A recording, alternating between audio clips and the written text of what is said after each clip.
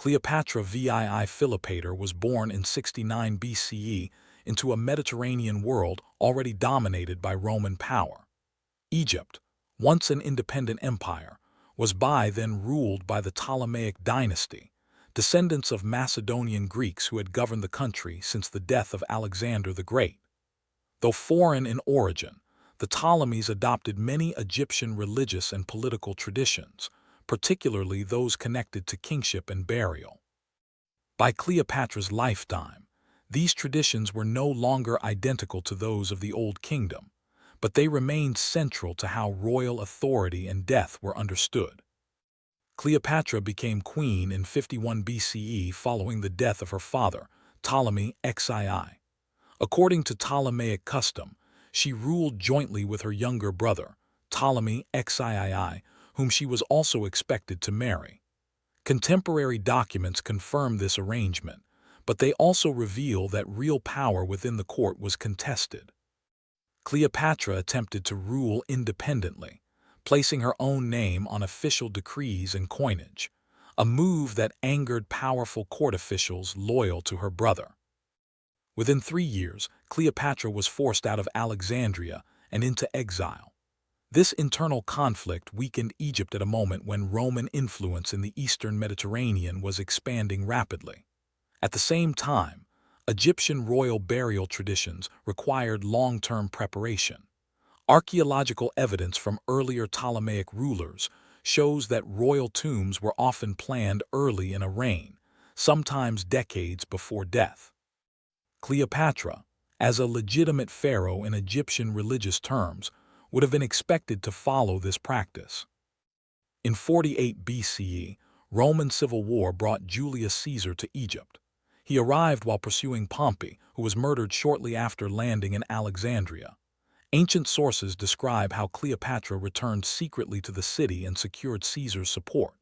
With Roman military backing, she defeated the faction supporting Ptolemy XIII. Her brother died during the fighting, likely drowning during a failed escape, though the exact circumstances are uncertain. Cleopatra was restored to the throne, ruling with another younger brother, Ptolemy XIV, while maintaining real control herself. Coins and inscriptions from this period confirm her authority.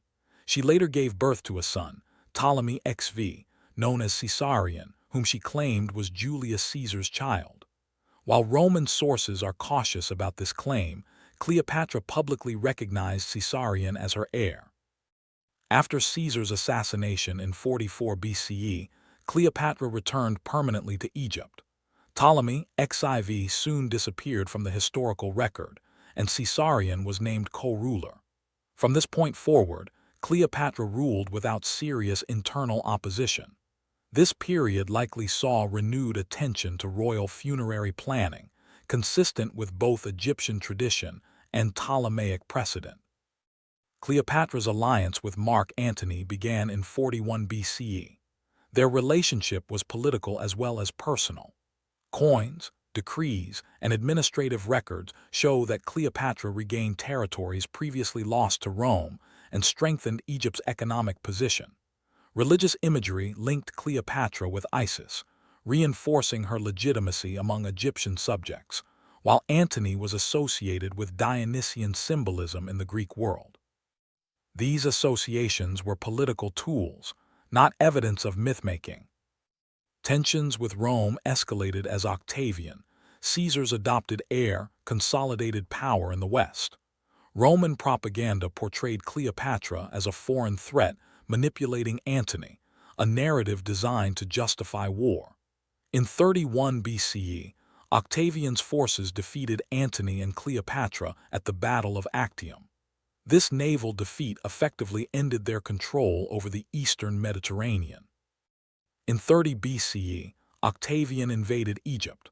Mark Antony died by suicide after mistakenly believing Cleopatra was already dead. Cleopatra was captured alive and briefly negotiated with Octavian. Ancient sources agree on the date of her death, August 30 BCE, but disagree on the method. Accounts describe a snakebite or poison, yet no physical evidence survives to confirm either version. Roman writers state that Octavian allowed Cleopatra to be buried alongside Antony according to Egyptian custom. This decision was politically motivated, aimed at preventing unrest in a newly conquered province. Sources indicate that Cleopatra was interred in a tomb she had prepared for herself, but no ancient author recorded its exact location. The question of where Cleopatra was buried cannot be separated from the city in which she ruled. Alexandria was the political and ceremonial center of Ptolemaic Egypt and the location of the royal palace complex. Ancient writers describe a city filled with temples, administrative buildings, and royal residences clustered near the harbor. It is within this environment that Cleopatra prepared her final resting place. What we know from Roman accounts is that Cleopatra intended her burial to follow Egyptian custom rather than Roman practice. This suggests a tomb designed for ritual continuity, not public display. Ptolemaic royal burials combined Greek architectural forms with Egyptian religious symbolism. Earlier members of the dynasty were buried in tombs that emphasized permanence, ritual access, and proximity to sacred spaces. The strongest historical case places Cleopatra's tomb somewhere within or near Alexandria's royal quarter. This area, however, has suffered extensive destruction. Written records confirm that earthquakes struck the region repeatedly during the Roman and Byzantine periods. The most devastating occurred in 365 CE, when a massive earthquake and tsunami submerged large portions of the coastline. Archaeological surveys show that entire districts of ancient Alexandria now lie beneath the Mediterranean Sea. Underwater excavations conducted in the harbor have uncovered statues, columns, and palace foundations dating to Cleopatra's lifetime. These discoveries confirm that royal structures once stood in areas now submerged. What has not been found is a definitive burial chamber or funerary inscription linked to Cleopatra. The absence of evidence is not unusual given the scale of destruction and the limited area that has been excavated. Another location proposed by modern researchers is Taposiris Magna, a temple complex located west of Alexandria. The site was dedicated to Osiris and held symbolic importance related to death and rebirth. Excavations at Taposiris Magna have revealed tunnels, burial chambers, and artifacts from the late Ptolemaic period, including coins bearing Cleopatra's image. These findings establish a clear connection to her reign. What these discoveries do not establish is direct proof of Cleopatra's burial. No inscriptions, sarcophagi, or human remains have been conclusively linked to her. Archaeologists working at the site emphasize that while the location remains plausible, the evidence is circumstantial. The presence of Ptolemaic artifacts indicates activity during Cleopatra's time, not her tomb itself. Other suggested burial locations lack credible support. Claims that Cleopatra was buried in a pyramid or in the Valley of the Kings conflict with established historical timelines. Pyramid construction had ended nearly 2,000 years earlier, and the Valley of the Kings was reserved for New Kingdom pharaohs, not Ptolemaic rulers. No archaeological or textual evidence connects Cleopatra to either site. Modern archaeological methods have narrowed the range of possibilities without providing certainty. Ground-penetrating radar, seismic imaging, and underwater mapping have identified subsurface anomalies in several locations, but none can be conclusively identified as a royal tomb. Excavation in urban or submerged environments presents technical and legal challenges that limit progress. The disappearance of Cleopatra's tomb reflects broader historical processes. After her death, Egypt became a Roman province ruled directly by Octavian, later known as Augustus.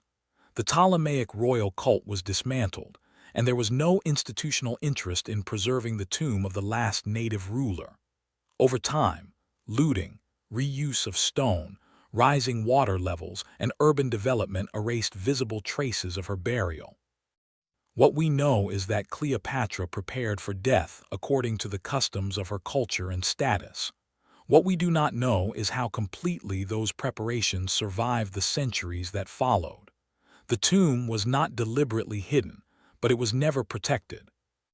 The search for Cleopatra's burial place continues not because of legend, but because the historical record remains incomplete. Each excavation narrows the field while reminding researchers of how much has been lost. The loss of Cleopatra's tomb must also be understood within the political changes that followed her death. After 30 BCE, Egypt was no longer governed as a traditional Roman province. Octavian placed it under his personal authority, appointing an equestrian prefect and restricting access by Roman senators. This decision was made to prevent any future rival from controlling Egypt's wealth and grain supply, which had played a decisive role in the civil wars of the late Republic. This shift had consequences for how history was recorded.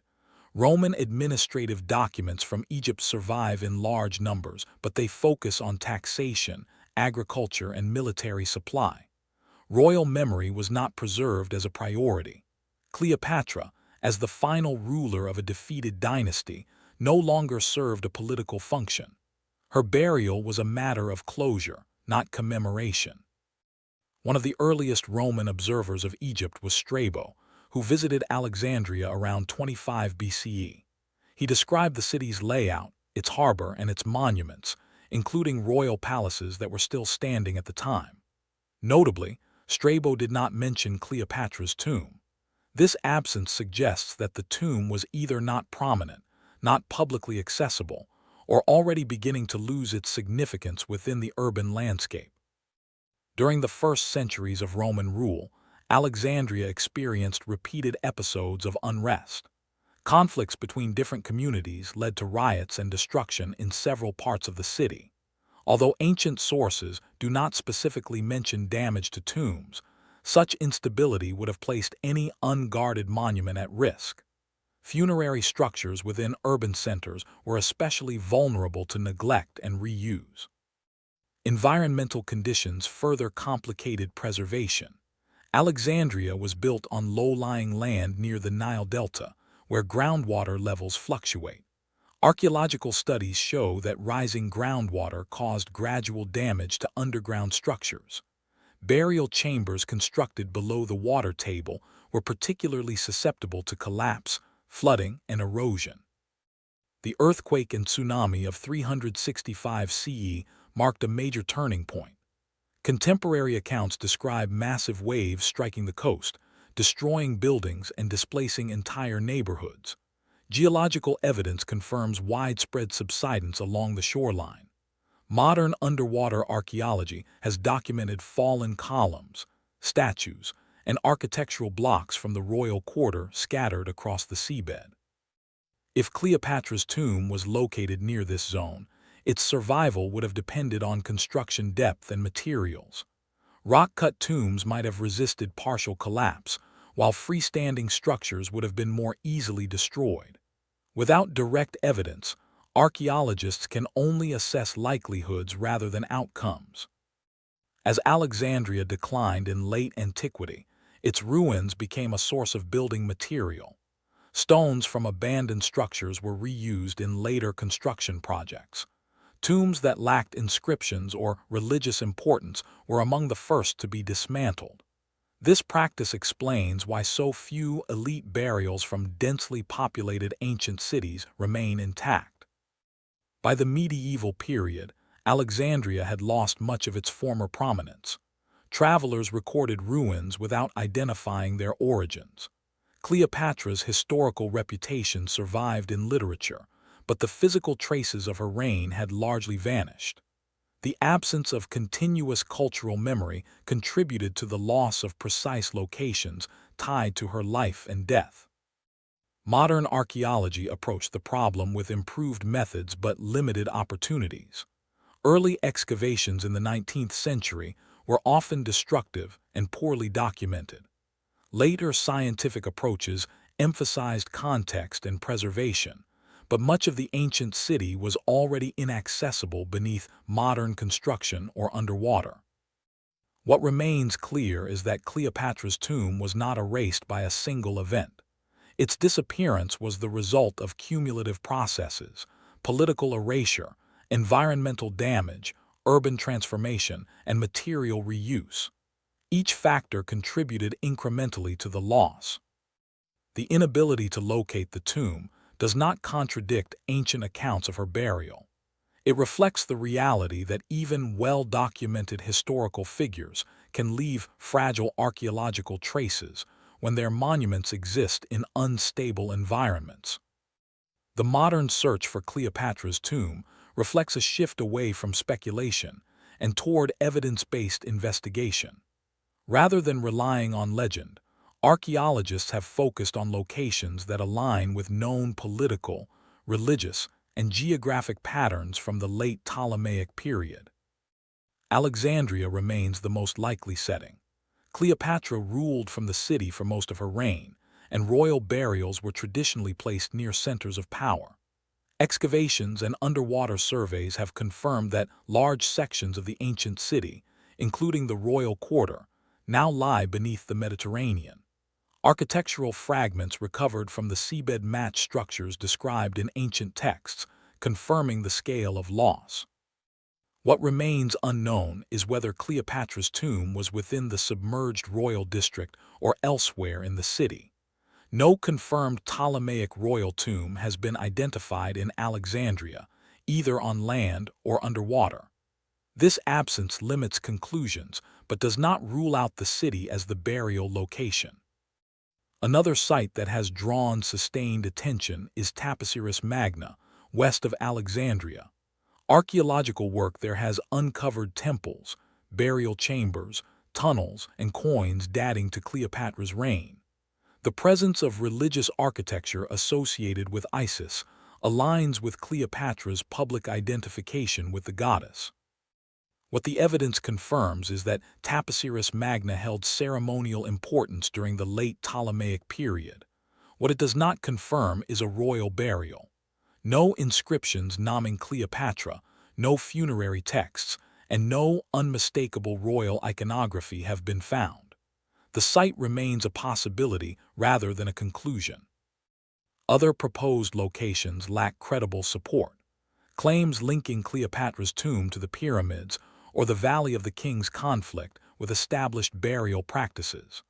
By the 1st century BCE, pyramid construction had ceased for nearly 2 millennia, and the Valley of the Kings was no longer used for royal burials. These theories persist in popular culture, but are not supported by archaeology. Advances in technology have refined the search. Ground-penetrating radar, magnetometry, seismic imaging, and underwater mapping have been used to identify subsurface anomalies. These tools help narrow excavation targets, but they cannot determine function without physical investigation. Many anomalies turn out to be natural formations or non-funerary structures. The absence of inscriptions remains the most significant obstacle. Egyptian royal tombs traditionally identify the deceased through texts and imagery. The lack of such evidence may reflect destruction, reuse of materials, or changes in funerary practice during the late Ptolemaic era. Cleopatra's political situation at the end of her life may also have influenced burial choices. Facing defeat, she may have limited the visibility or wealth of her tomb to reduce the risk of looting. Roman sources suggest that she secured her treasures before her death, possibly removing items that would otherwise have marked a royal burial. Despite these uncertainties, ancient sources are clear on one point. Cleopatra was buried according to Egyptian custom, and she was buried with Mark Antony. This agreement among Roman authors supports the conclusion that a tomb existed, even if its location is now lost. The failure to locate the tomb does not represent a gap in historical knowledge so much as a limitation imposed by time and environment. Urban centers are among the most difficult archaeological contexts, especially when they remain continuously occupied for centuries. Cleopatra's tomb is missing not because history ignored her, but because the conditions that preserve monuments did not favor survival. Coastal geography, political transition, and material reuse all worked against preservation. The continued absence of Cleopatra's tomb reflects broader realities of ancient archaeology. Preservation is uneven, shaped by geography, political continuity, and later human activity. Tombs located in remote desert cliffs, sealed and protected by dry conditions, survive far more often than those placed within active urban centers. Cleopatra ruled from a coastal capital that remained inhabited, rebuilt, and transformed for over 2,000 years. This context places her missing tomb alongside other unresolved cases, including the burial of Alexander the Great. Both rulers died at moments of political transition. Both were buried in cities that later suffered destruction and continuous redevelopment.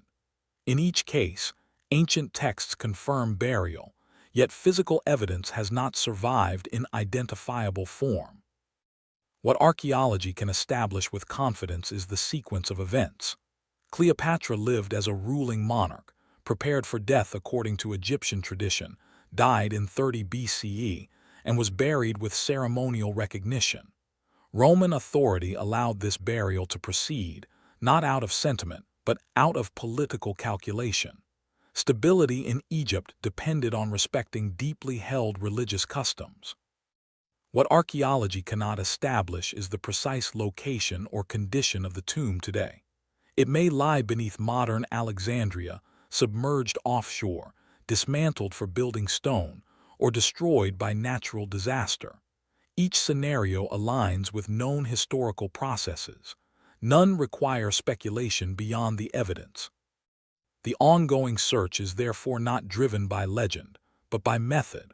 Archaeologists continue to reassess sites using improved tools, refined dating techniques, and a more cautious understanding of what material evidence can and cannot reveal. Negative results are not failures. They narrow the field and clarify limits. Cleopatra's historical significance does not depend on the discovery of her tomb. Her life is documented through coins, inscriptions, papyri, and contemporary accounts. These sources provide a detailed record of her reign, her alliances, and her political strategy. The tomb would add physical context, not historical validation. The question of her burial endures because it represents a rare intersection of textual certainty and archaeological absence. It highlights the gap between what ancient writers recorded and what the material record preserved. This gap is not unusual, but it is especially visible in cases involving famous individuals. Cleopatra's lost tomb remains an open historical problem, not because it is mysterious, but because the evidence is incomplete. Archaeology does not solve every question. It defines what can be known, what remains uncertain, and why. Until new evidence emerges, the most responsible conclusion is restraint. Cleopatra was buried. The tomb existed. Its disappearance is the result of identifiable historical forces rather than secrecy or myth. The investigation continues with patience rather than expectation. History advances not through certainty, but through disciplined inquiry and respect for evidence. And for those who seek to understand the ancient world as it truly was, shaped by power, belief, environment, and time, the search itself remains meaningful. If you want to continue exploring ancient history through evidence, investigation, and careful analysis rather than legend, subscribe to this channel. There are still questions buried in the past, and the work of uncovering them is far from finished.